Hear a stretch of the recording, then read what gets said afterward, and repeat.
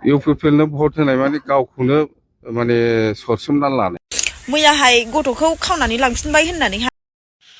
इउपिपिएलनो भट होनाय माने गावखौ फोथैनानै लानाय गोबां खोथा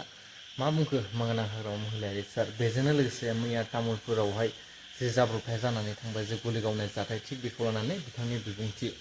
बेराफारसेथिं ससियेल मिडियानि इनफ्लुएन्सार कनजिता बसुमतारिनि मोनसे जाथाय जे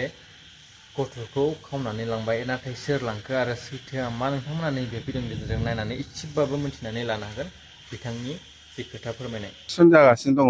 एसेम्बलि इलेक्सन गथै आसामाव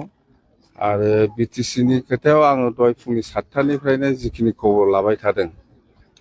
बिराद मोजां जोंनि बिपिएफनि 11टायाबो खोब मोजां आरो मोनब्रै बिजेपिनि बेबो खोब मोजां मथथे एकदम 100% एक्सिलेन्ट भट जागासिनो दङ आरो जोंनि फेभाराव माने बिटिसि एरियायाव 15टाबो थांगोन आरो सरकाराथ' एनडिए हिसाबैनो फाइनाल आरो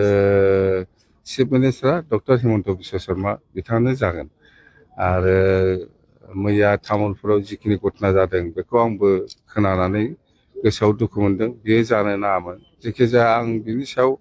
तदन्त जानाया मोजां बेखौ आं लुबैदों आङो चिफ मिनिस्टार सारखौबो आं बुंगोन जे कालप्रिट बेखौ हमनांगौ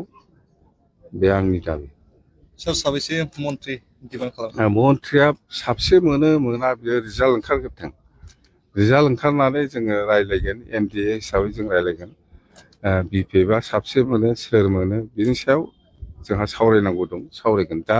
जोङो जेबो बुंनो हाया मथथे बिटिसि एरिया हिसाबै रिजाल्टआ एक्सेलेन्ट बिजेपिनाबो बिराद मोजां बिपिएफनाबो बिराद मोजां इउपिपिएलआ जिर' इउपिपिएलनो सोर भट होनो इउपिपिएलनो भट होनाय माने गावखौनो माने सरसोमना लानाय बे फोथैनानै लानायसो जागोन एकदम मोजां नङा आं बुंबाय थादों इउपिपिएलनि खोथा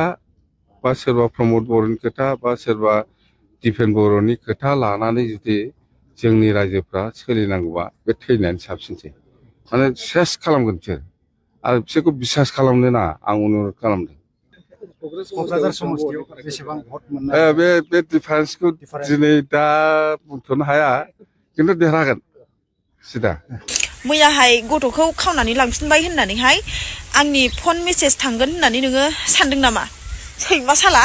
हो आं नोंखौ सिगाङाव बुंखादोंमोन ना सानसेबाबो नोङो फस्थायगोन होननानैहाय